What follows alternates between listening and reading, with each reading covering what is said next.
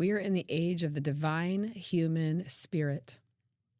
It is time for us to bring along spirituality into the equation. Every human being has a spirit, and it has not been getting the airtime, the attention that it is needed.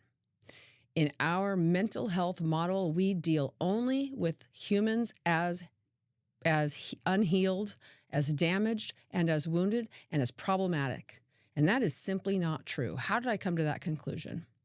Because I have worked with many, many people from all walks of life, and every one of them has something that was a formative struggle. Every human being I've ever met has something that is a formative struggle. So I started to realize this is built into the entire fabric of the entire experience of being human, because nobody doesn't have one. That's not a problem. We chose it. We are beginning to know this. We chose our challenges so that we could be the heroes of our own story. So we would have something to triumph over, which would give us the most passion, the most meaning, the most intense purpose of our lives. And yet we go to therapy and we are seen through the lens of a problem. Now, I'm not saying there aren't things in our way. There are things in our way, but there is a more powerful way to do it, a more efficient, more effective, faster way. And that has to be an updated model that is ready for this age that we are in now, the age of the divine human being. We are a three-pronged entity. We have a spirit, we have our subconscious, and we have our conscious mind. These are the most powerful tools, the most powerful forces that when we clean them out, align them up, and know how to use them, there's no limit to what we're capable of doing.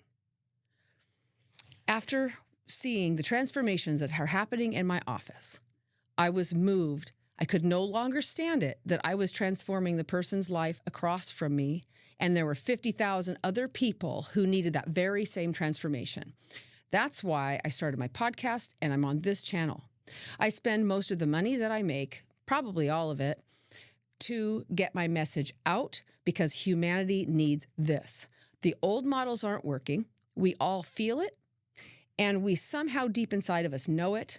And I have seen it change in my office, in front of my eyes, over and over and over again. And the combination of my own spiritual journey, my mental health background, and what we now know about human consciousness, that has been able to transform people's lives faster. So let me talk about that. We have just left the spirit out of the equation. So somebody comes into a mental health office and we look for the problem. How can it be a problem if every single one of us chose something to triumph over and every single one of us has something? Yes, that's something to work with. It's something to become aware of, but it is not a problem solely to solve. So if we all have something that we come into this world with that is a little bit agonizing or tremendously agonizing, yes, we definitely want to work with that. We want to get it out of our way. But with a three-pronged approach, that is 1/3. That is the subconscious mind. Wounds, problems, lacks create limits inside of us that we want to clean out on the level of the subconscious. Absolutely. What about your conscious mind? Are people teaching you how much power you have with the way that you decide to, what you decide to do with your thoughts, or are you continuing to be a victim to your thoughts? The mechanism that you have, your mind, is a tremendously genius tool for what it's useful for, and that is to get things done in the service of your spirit. When it is used that way, you can do anything. But when it runs amok, has no leader, and doesn't have a spirit that's been totally disregarded, it's just taking over. It is the immature teenage student who has a substitute teacher. The leader's gone, so they just run amok, cause problems, don't evolve, don't learn, and don't grow that day. Most people, unfortunately, are walking around with their brains working that way, controlling them, having all of these thoughts come in that come from advertising, social consciousness, problematic parenting, abusive coaches.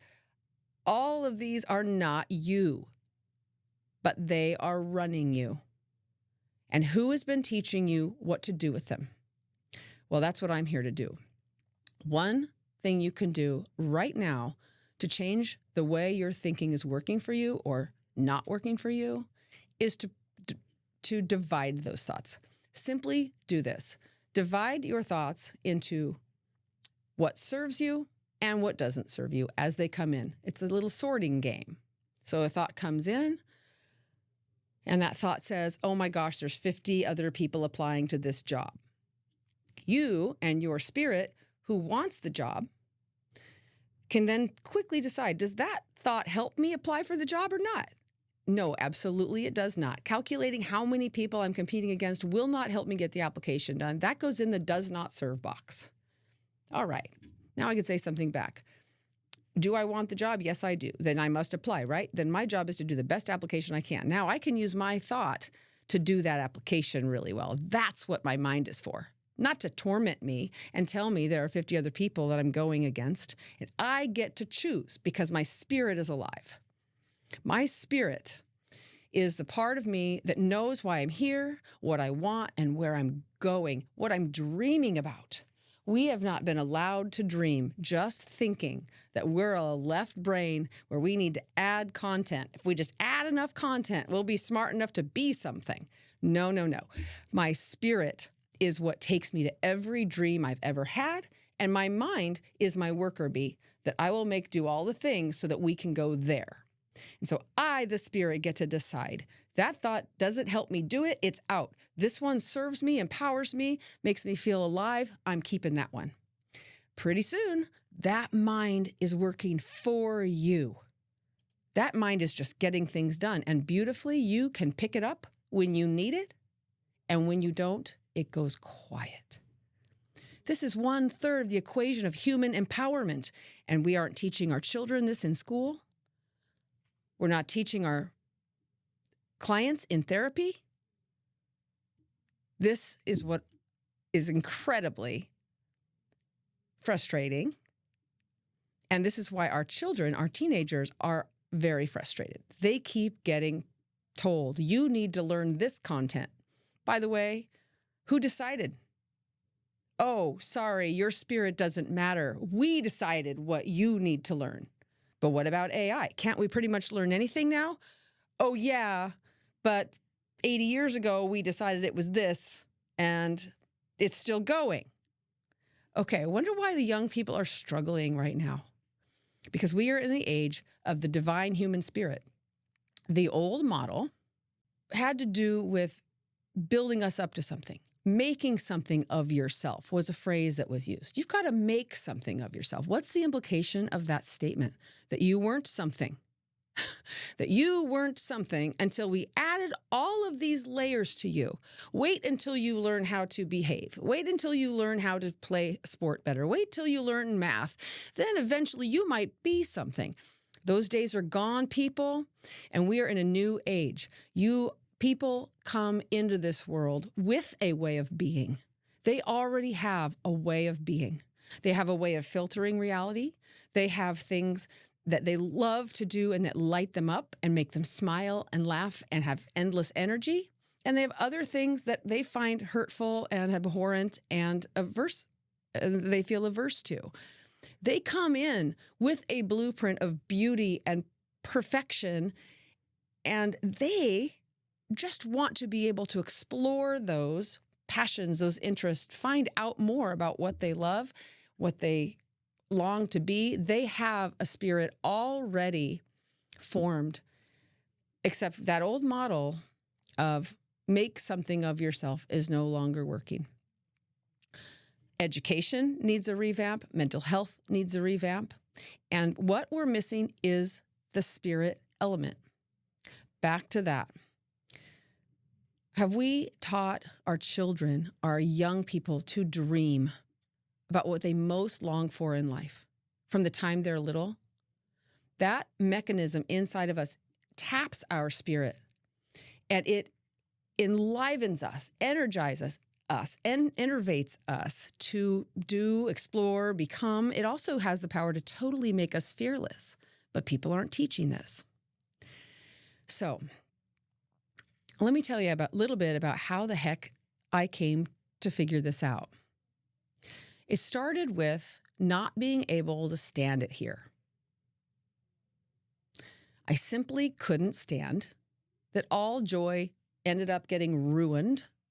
I couldn't stand that just because we were put here, we had 10,000 things we had to do, and that we had to conform, and that we had to perform, and that we had 10,000 tasks when we wake up in the morning, and there wasn't deep, beautiful meaning.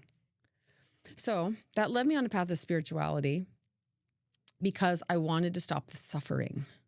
And specifically, when my daughter was depressed, and then I was depressed, I couldn't stand that anyone anywhere would have to endure this kind of thing. And it made me think about, what about those people who on this earth have to lose a child? And I was worried about my daughter. She was deeply depressed and her lows were super low. And I, who had done everything my whole life to build a happy family, couldn't fathom that I could be the one in this situation, and that, God forbid, her lows could become so low that she could consider taking her life. I couldn't fathom it. So I noticed something. I had to find out, how does anyone endure that kind of a thing? So I started listening to people tell their stories, people who had lost their children, the most horrific tragedy anyone could ever fathom. And I found that those people somehow were able to survive it. I thought, well, if that's possible, I need to know that I could if it happened to me. So I started deep diving into this situation. And I realized I would kill myself if my daughter did. I would want to so hard. How would I not? But these people didn't. And I realized one thing. If I knew it wasn't my fault, if I knew for sure that it wasn't my fault, that I had done everything that I could do, that I had always loved her, which I knew, of course, that I had every single day, that I could probably survive it. I probably wouldn't kill myself. That led me to believe and to find something out. We are in a world where there are things we have control over and things we don't have control over. This was a massive revelation. It led me to understand that if we have complete power over the things we have control over, then we can live with anything. Because none of us know exactly why things on the outside are the way that they are. We can speculate, we can believe in a loving God, we can believe that it's made of love, or we cannot. But even whether we do or whether we don't, we know we don't ultimately have control over that. So then I realized, if I could be susceptible to something I have no control over, but I would know it wasn't my fault, I think I could go on. That led me to understand that we have tremendous power in taking the power that we do have and in not fighting where we don't. So with my daughter, I realized, as long as I know I have done everything I could possibly do, I have loved her every moment of every day, even when she was in her deepest, darkest moments, that I was doing everything I could, and it gave me enough peace to handle it. And then when I had more peace, she started getting better. There was something about aligning with the truth of what reality is. And reality is that there are things outside of us that we may never know how they work. We can try. And in my spiritual journey, I have studied that. But in knowing that we're not in charge of it, we get power back. And then we can use that for what we are in charge of. And when we do that, when I did that, everything started getting better. So I wasn't in agony anymore. And that was just the beginning. When I started tuning in to universal truths, and I found out that there was something in that universal truth that brought me a whole new level of peace and an ability to handle everything better, I started being able to show up in the moment when she was super low and just be in the darkness with her and just love her anyway, love her that way, and just be the person she could vomit all the darkness out to. I was willing to do it. I was eager to do it. I was able to do it. But that was only a beginning. Once I found that secret to life, that there are some universal principles that if you sink into them, they will help you, I started becoming curious about what else is possible. What I found in my own spiritual journey over that time is that this is an upward spiral. When we start being in charge of the things we have control over, things get better and better and better. Let me give you a couple of examples. Rather than just instead of just moving from depression to peace, I started finding elation, ecstasy, states of unbridled bliss I didn't know were possible. But I was learning about this, studying about this, reading about this, applying lots of spiritual principles that masters and great thinkers were writing about. And all I had to do was apply them. I'm no genius myself. I'm a mom, a former teacher, a hypnotherapist. I'm halfway smart, but not exceptionally so. I'm pretty emotionally intelligent, pretty exceptionally so. But I'm your basic human being that when I applied these, found there were states of consciousness inside of me that changed everything. I had the ability to start not needing to eat sweets anymore. I had the ability to choose the thoughts that served me, use my dreams to imagine where I'm going, and then those were starting to come true beyond my wildest imagination. That ecstasy, those feelings led me to knowing that and reading about and learning that inside of all of us, at the core of who we are made of perfection, peace, and absolute bubbling up energy when we've gotten the stuff out of the way that we were conditioned to add on top of ourselves because we weren't enough. We had to make something of ourselves. So I started unlearning, removing. When a pain point would come up, I would know that that was my inner work to do. I learned how to give that a voice and to release it. And once it was gone, underneath was more peace, more bliss. What happened next? Fearlessness. I started wanting to get this message to everybody. I started caring more about that than money. I started showing up at my microphone and doing a podcast, even if only a few people listened, because it mattered more than anything. I eventually got the courage to start a YouTube channel and a Substack and write a book. And all of that's requiring my time and the money that I make from my hypnotherapy practice. And it's more important. So it's just moving me to do it. I found that there are levels of consciousness that exist within us that nobody is really teaching on a massive scale, except for spiritual teachers, YouTubers. But we're hungry for this. We're not a problem. We are divine, beautiful human beings who came in with something to work out and something to overcome so we could remember what we are.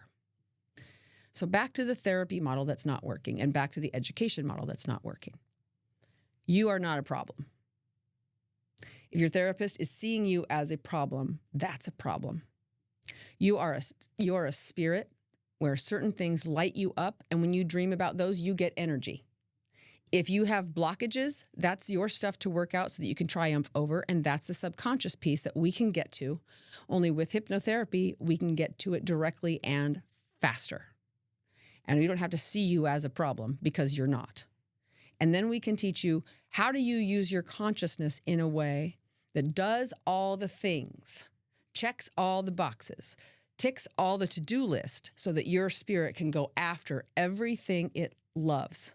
So our educational model is not working. That's why I had to leave teaching, because we have to take into account the children's spirit. We have to understand that they didn't come here as a problem. They came here with a certain way of being and with certain challenges that they're here to overcome. We're no longer in the old model of, here's school.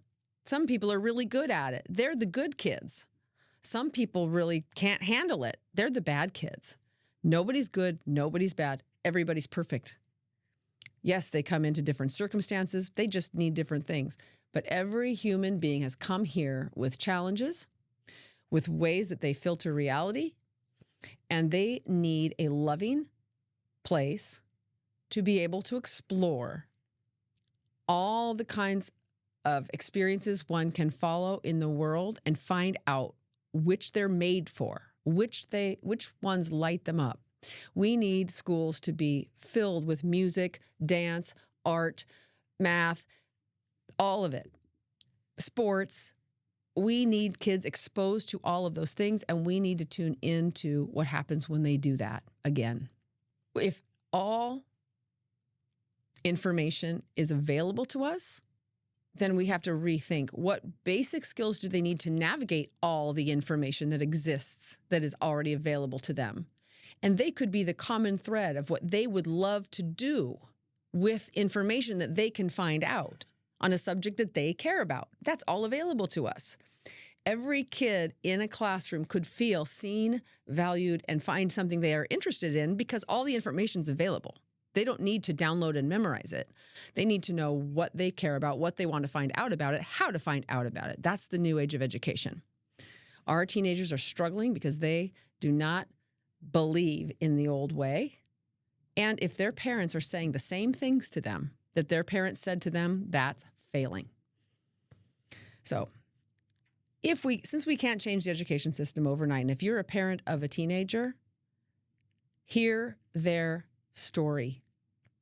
Feel what they feel and understand it. If every class they have to go to feels like a hoop they have to jump through that is meaningless to them, believe them. They might be. And then help them find things that do bring meaning.